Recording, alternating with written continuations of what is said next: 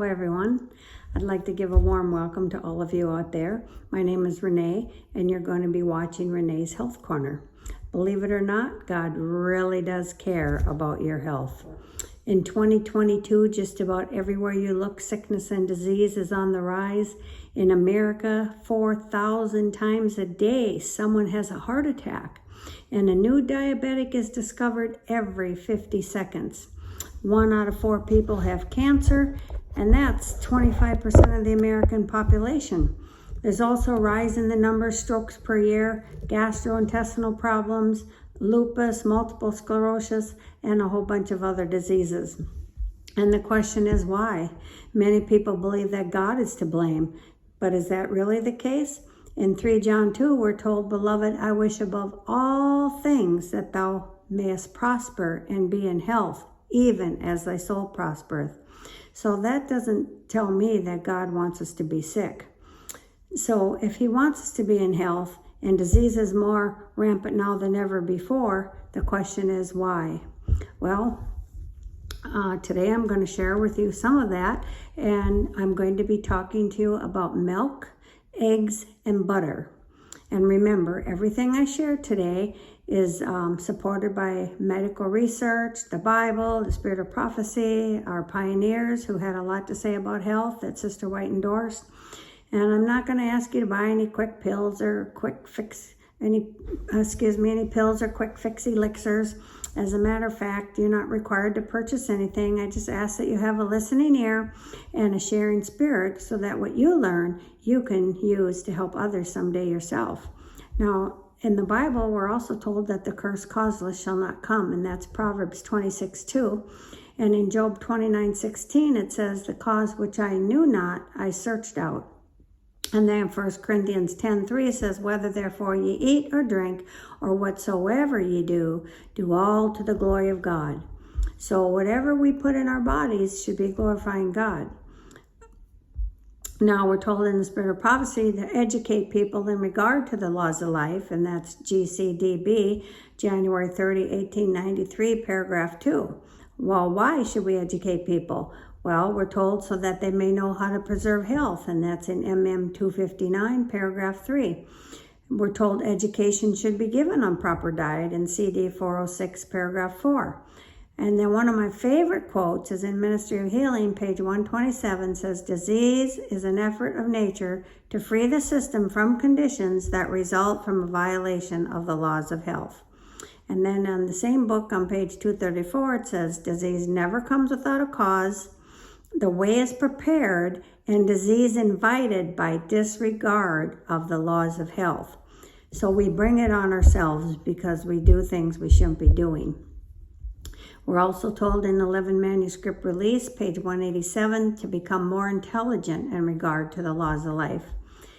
And then again, Counsels on Diet and Foods, page 102, says, "Be sure that as a rational Christian sentinel, you guard the door of your stomach, allowing nothing to pass your lips that will be an enemy to your health and life."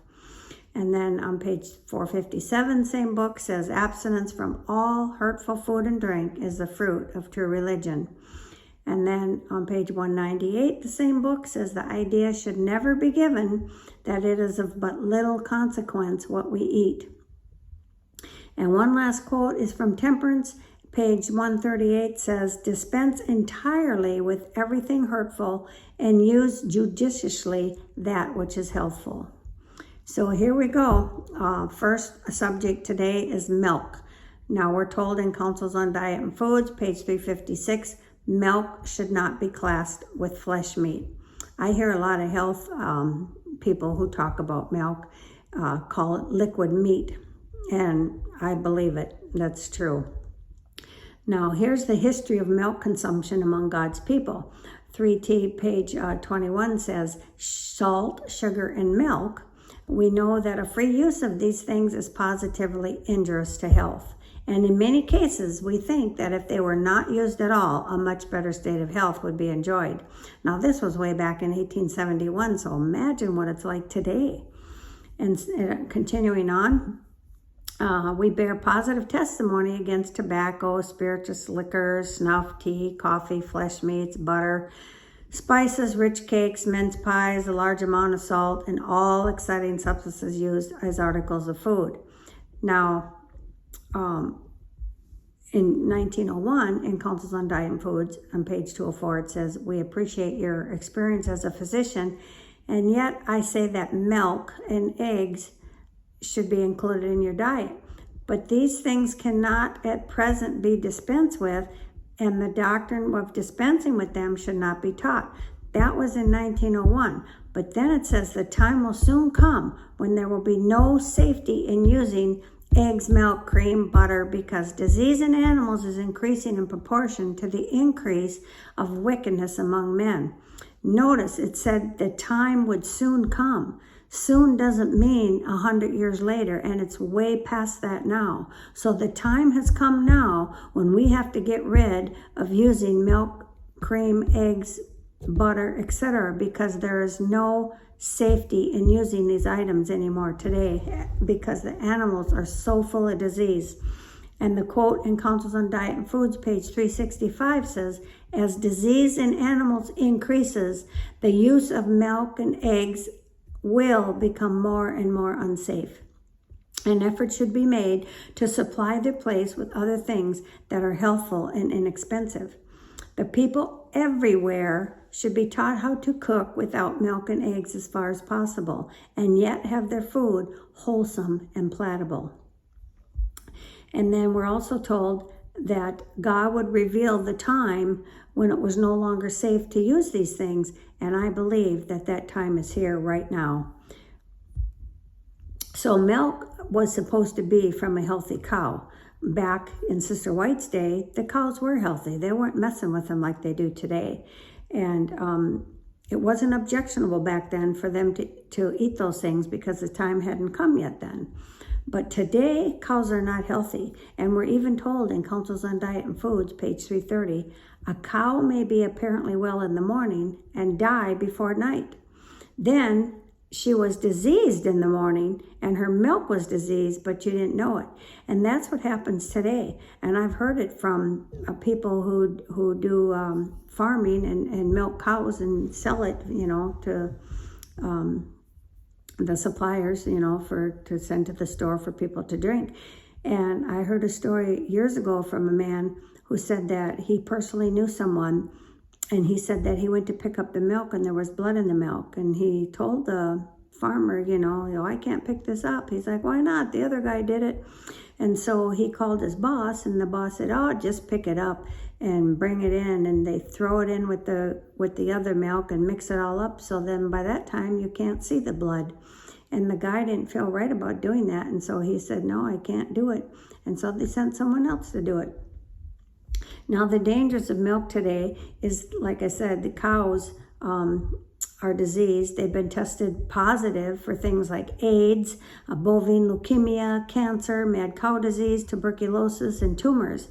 And so today, milk contains antibiotics and blood and carbon monoxide, which is injected into it, and hormones and infection and pus, and viruses are legally sprayed on it even.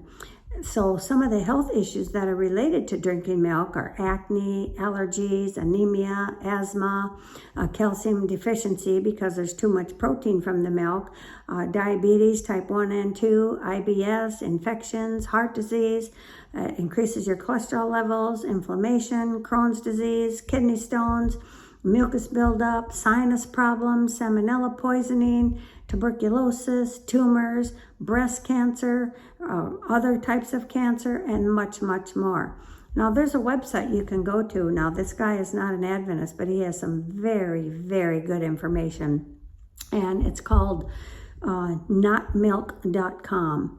It's www.notmilk.com. I highly recommend you go to his website and read some of the dangers and the things that he tells about drinking milk. Very, very good. And the next subject I'm going to talk about is eggs. Now, the history of egg consumption among us, we read in Councils on Diet and Foods, page 353, paragraph 2, the poor say, when health reform is presented to them, what shall we eat? We cannot afford to buy the nut foods, And as I preach the gospel to the poor, I'm instructed to tell them to eat the food which is most nourishing. I cannot say to them, you must not eat eggs or milk or cream. You must use no butter in the preparation of food. The gospel must be preached to the poor, and the time has not yet come to prescribe the strictest diet. But today, it has become that time. That was written in 1901, and here we are in 2022. I'd say that time has long come. So God revealed that in 2016, it is no longer safe to be using these items such as milk, cream, eggs, and butter. And 2016, revealed to us today, in 2022, 2016 too, and before that even, way back, before 2000 ever began, things were getting bad. Now, Councils on Diet and Foods, page 356, says milk, eggs, butter shouldn't be classed with flesh meat, but in some cases, the use of eggs can be beneficial. The time has not come to say that the use of milk and eggs should be wholly discarded. Again, that was in 1902, and the time has now come. But if back then they used eggs from hens that were well cared for and suitably fed, eggs do contain properties that have remedial agencies. Now, there was a story about a doctor who was very weak, and I'm going to get to that in a minute, and the eggs did help him. So one of the remedial agencies found in an egg is called albumin. And eggs are mixed in grape juice, and it's very, very helpful for those who are anemic and weak. But there's other options you can do as well. Because in today's day, we have to be so careful in using any egg. Now, here's the quote about the grape juice and the eggs. I have received light that you are injuring your body by a poverty-stricken diet. It is a lack of suitable food that has caused you to suffer so keenly. You have not taken the food essential to nourish your frail physical strength. You must not deny yourself of good, wholesome food. Get eggs of healthy fowls. Good luck finding that today. Use these eggs, cooked or raw. Drop them into the best unfermented wine, she's talking about grape juice, that you can find. This will supply that which is necessary to your system. Eggs contain properties which are remedial agencies in counteracting poisons. Now, this was to Dr. D.H. Kress. He accepted the counsel. He followed the raw egg and grape juice regimen regularly until his death in 1956 at the age of 94. And he was suffering from anemia. And because a good blood transfusion was almost impossible to get back in those days, the grape juice and the raw egg remedy was recommended to him, and it helped him. It saved his life. And the remedy gives energy and helps with weakness due to anemia. But remember, that remedy was suggested back in 1901 when it was not time to say eggs were unfit for consumption. Today they are. And there's other remedies we can do for anemia. And if you're interested in any of that, you can email me. I don't know if I've given my email out or not before. I can't remember. But it's Renee, R-E-N-E-E, Bushor, B-U-S-H-O-R, @gmail.com. And you're welcome to message me with questions or anything. And anyway, so we're also told that the diet reform should be progressive. And as disease in animals increases, the use of milk and eggs will become more and more unsafe. And that, again, has already happened. It's past that time. And God is going to give his people ability and tact to prepare wholesome food without using these things. And she's referring to milk and eggs, cream, butter, etc. And that's 7135 paragraph 2.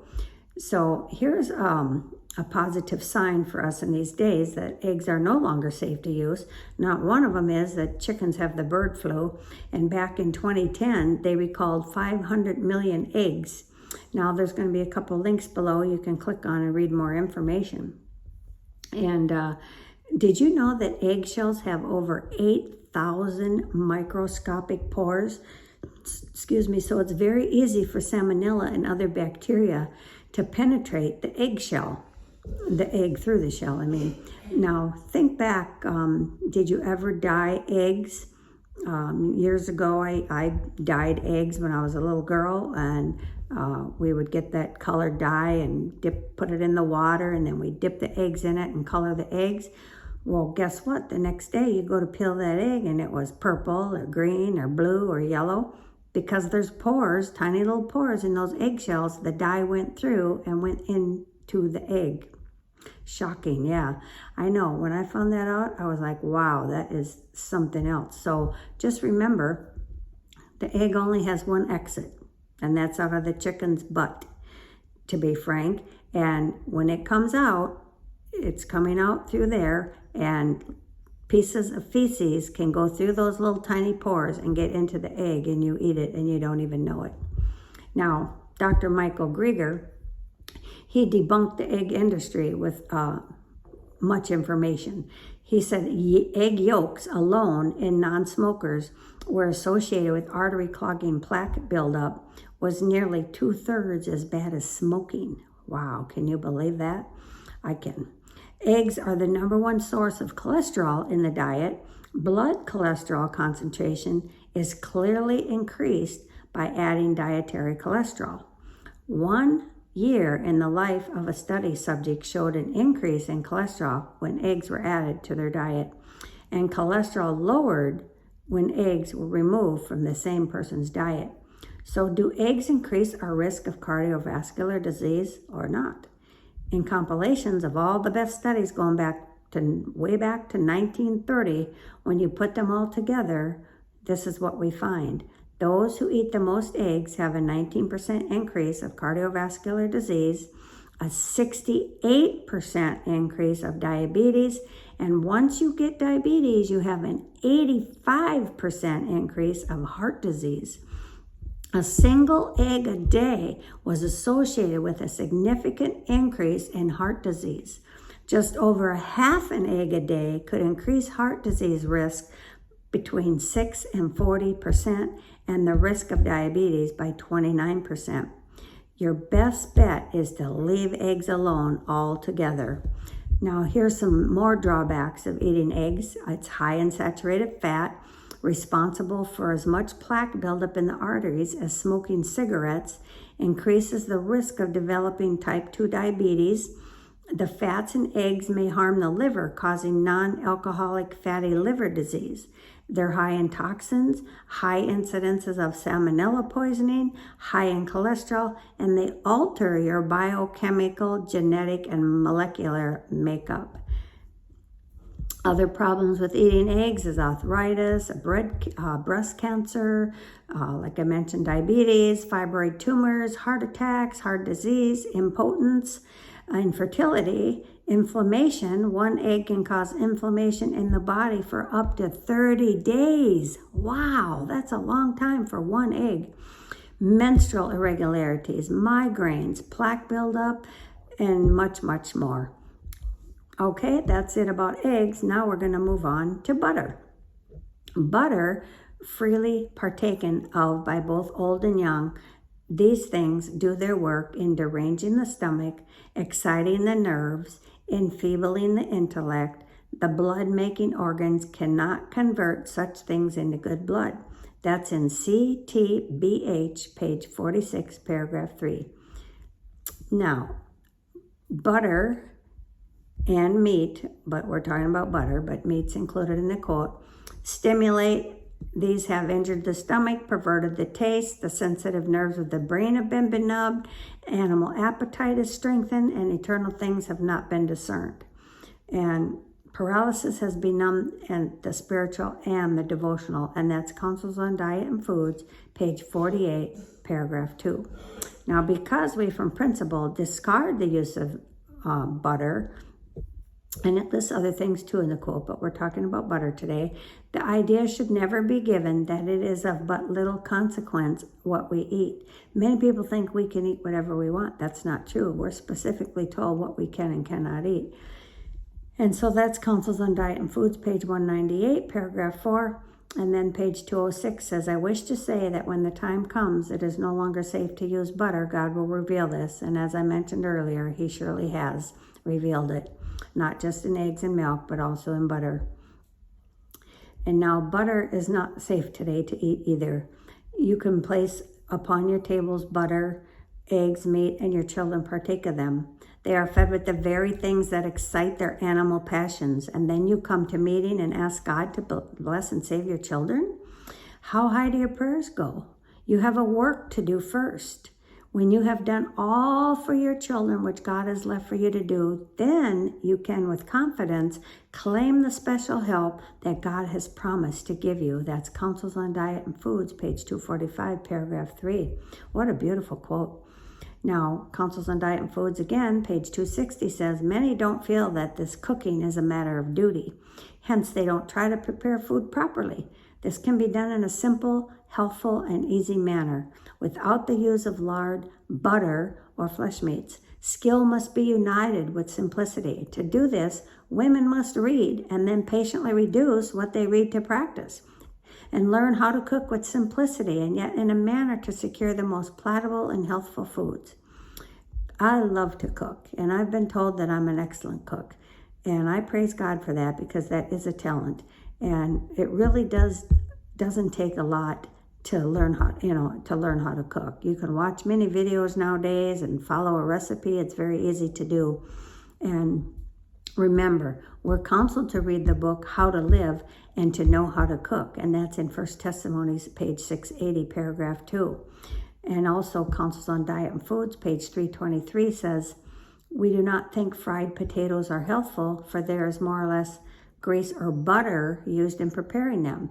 Good baked or boiled potatoes served with cream and a sprinkle of salt are the most helpful. Now, back then, cream was safe to use. It is not today. Today, we can use a little olive oil with some salt or whatever herbs or seasoning you want. Rosemary is very good with some olive oil. And I make my own vegan-based sour cream, which is very, very good.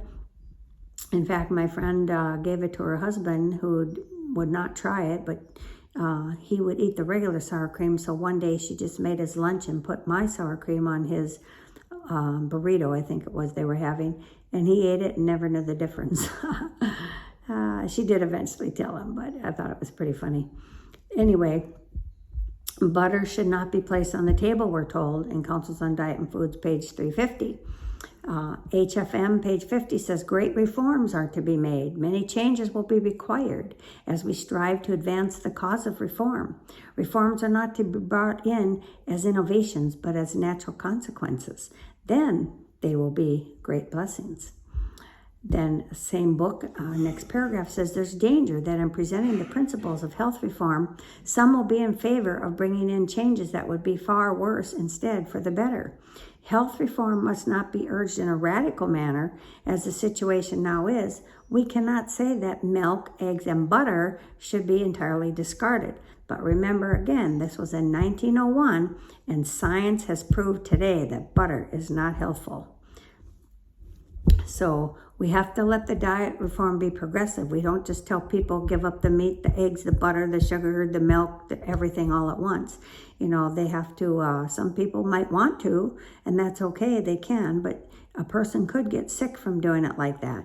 So let it be progressive, you know, start cutting down the meat to just a couple times a week and, you know, get used to that, and then cut out something else. And that's the way I did it years ago. But you know, I first gave up the red meat, then I gave up the chicken and turkey, then I gave up the fish, then I gave up the dairy and the eggs. Counsel on Diet Foods, page 351 says, I eat but 2 meals a day and still follow the light given me 35 years ago. I use no meat, and as for myself, I have settled the butter question. I do not use it. This question should easily be settled in every place. Now, that was in 1898. So Sister White quit using it long ago. Now it says butter is less harmful when eaten on cold bread than when used in cooking. But as a rule, it is better to dispense with it altogether. Again, this was in 1905 now. Not that long, 10 years before she died. So that's in Counsels on Diet and Foods, page 349. Now the advantages sought by the use of butter may be obtained by the eating of properly prepared olives. And that's Counsels on Diet and Foods, page 349. We're told that olives can be eaten with every meal. I just thought of that now, so I don't have the reference off the top of my head, but you can look it up. And olives are excellent. They're excellent for everything, and they can be eaten with every meal. So as I mentioned before when I did the food combination video, you can eat them with fruit or vegetables. So here's another quote from 1904, Councils on Diet and Foods, page 351, paragraph 3 says, "We must remember there are a great many different minds in the world, and we cannot expect everyone to see exactly as we do in regard to all questions of diet. Minds do not run in exactly the same channel. I do not eat butter, but there are members of my family who do.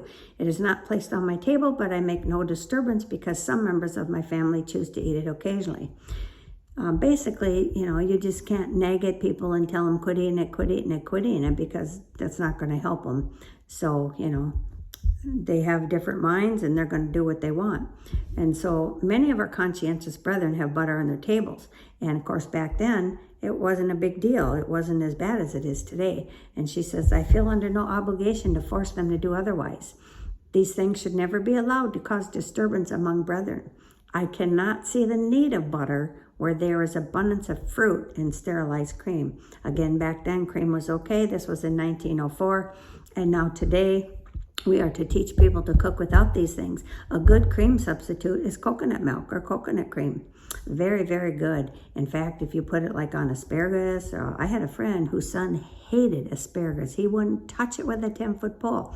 So one day she put some coconut cream or milk on it. I can't remember which one of the two, and served it to him and asked him to try it.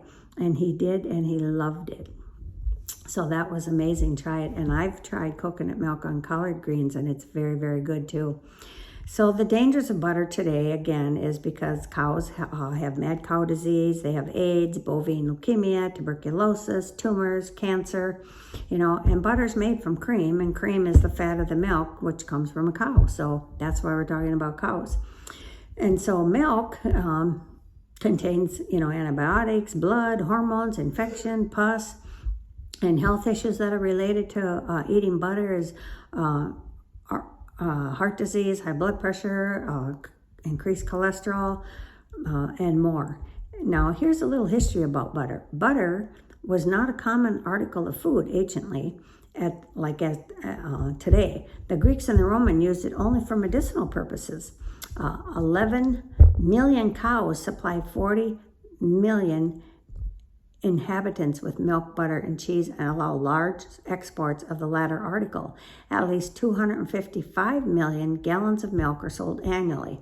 The annual butter product of our country now is more than 500 million pounds, and of cheese, 70 million.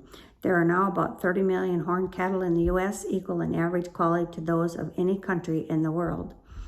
And the cow gives us milk, butter, glue, leather for our shoes, and carriage and harness, and hair for plastering. Now, these are quotes from the Pioneer section, and one of them is from SNH BHB 167.8.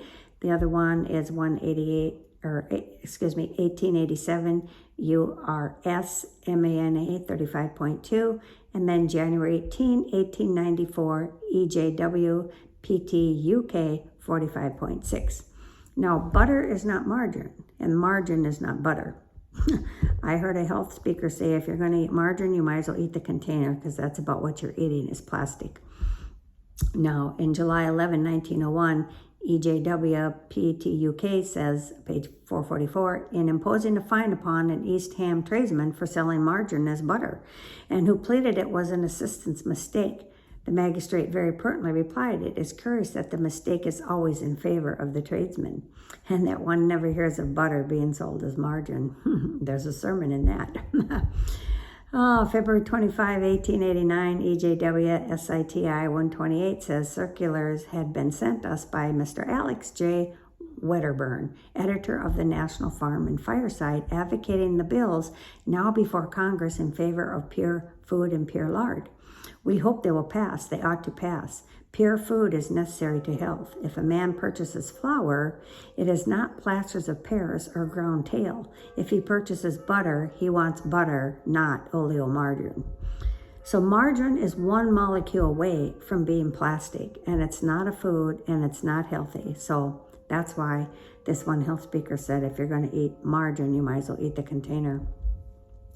Now, some couple more quotes from our pioneers say, we bear positive testimony against tobacco, liquors, tea, coffee, flesh meats, butter, and spices, rich cakes, mince pies, and a large amount of salt, and all exciting substances used as articles of food.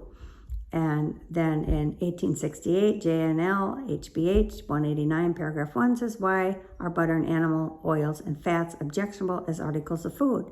Well, it's because they are too concentrated for human ailment. They are but slightly nutritious and are filled with impure material, comparing very well with venous blood for impurity. They contain about 80% of carbon and hence furnish additional labor to the lungs to expel this from the system. Butter, when taken into the system, takes the form of an animal oil. These oils float on top of the food and remain in the stomach till all other portions of food have been simified and passed from the stomach. Hence, they are liable to generate rancid acids in the stomach.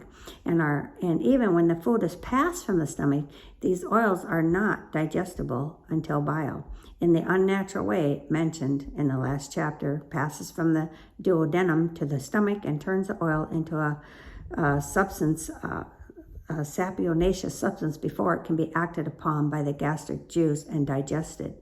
So butter should never be used in a melted form, it says, nor upon anything hot enough to melt it. Wow, that was interesting. Now there's health problems, of course, from butter, as I mentioned before. And one more quote from the Pioneer section, then I'm going to give you a few recipes. The painful sores which came upon my underlip every few weeks in former years have absolutely discontinued their visitations. These things I attribute largely to the entire disuse of butter. That's 1890 JW BHY 267 paragraph 2. Now, instead of drinking milk, you can make your own milk, and it's very simple and very easy and very cheap. What I do is I buy the slivered almonds, and that way you don't have to take the skin off of the almonds. And you just take a half a cup of those almonds and 4 cups of water and maybe a tablespoon of some type of sweetener, honey, or I use unrefined cane sugar or maple syrup you can use, or even dates, and half a teaspoon of salt, and blend that all up, and it's ready to go. If you want to eat it right away, you could put some ice in there in place of some of the water, or I just make it the night before and put it in the fridge, and by morning it's good. The only thing you have to do is shake it before you use it, because the fat from the nuts will separate from the water, and it looks really weird, but it's fine. And it keeps at least a good week in the fridge. And so another thing you can do is, instead of eating eggs, you can make scrambled tofu. You just take some tofu, and I use my own homemade chicken style seasoning, and some garlic and onion powder and some salt and a little bit of turmeric to make it yellow. Puts in some bell peppers and tomatoes, and cook that up till the water all is gone and disappears, and it looks kind of rubbery like a real scrambled egg. It's delicious. And you can even make your own butter, and I'm going to give you a recipe now for making your own butter. And there's only 5 ingredients, and it's very good for you. So there's no cholesterol, and it tastes like the real thing. Pretty much. It's better than any vegan butter on the market, because even those are not healthy. And there's no canola oil in it, no MSG, no garbage, nothing. You can spread it on corn on the cob. You can put it on toast, use it in cookie recipes, melt it and put it on popcorn, put it on your veggies if you want. Just about any recipe that calls for butter. I've never had a problem using this as a substitute, and you use it the exact same. If recipe calls for a 1/4 cup of butter, you use a 1/4 cup of this butter. So what you do is you take 1 1/4 cups of coconut oil, and I use the extra virgin, first cold press. Some people don't use it because they say they can taste coconut, but we can't, and they'll buy a different brand that's refined, but refined isn't really good for you. So anyway, a 1 1/4 cup coconut oil, and I use organic, 3/4 cup of olive oil, first cold pressed, 2 tablespoons of lecithin oil. Make sure you get organic or non-GMO. If you can't find it, which I can't, I use the granules, and I can find that non-GMO and organic, and then you have to double it. So that would be 4 tablespoons. And then a cup of water, boiling water that is, and 1 tablespoon plus 1 teaspoon of pink salt. You just put that olive oil and the coconut oil and the lecithin in the blender and blend it till it's all blended up. Then slowly add your, you put the salt in the boiling water and mix it up, and then slowly add that in the blender while it's blending, and blend it till it gets thick. It's going to take a good minute or so. And then pour it in a container. It's all liquidy, but then put it in the fridge and it will harden up. Excellent, excellent butter. So anyway, I also highly recommend a book called Health Power. It was written by Dr. Hans Diehl, who is known for the CHIP program. His books have over 2 million copies in 17 languages, and it covers these subjects today that I talked about, and many other topics that I've covered in the past or will cover in the future. It also includes natural laws that I've talked about before, and you can look it up on Amazon or do a Google search and find that. And so, well, that's our time for today, and I hope that what you've heard on here will be a blessing to you and your family, and that until we meet again, may the good Lord bless and keep you throughout the week. And remember, God loves you and He wants you to be in health. So eat that which is good. Bye-bye.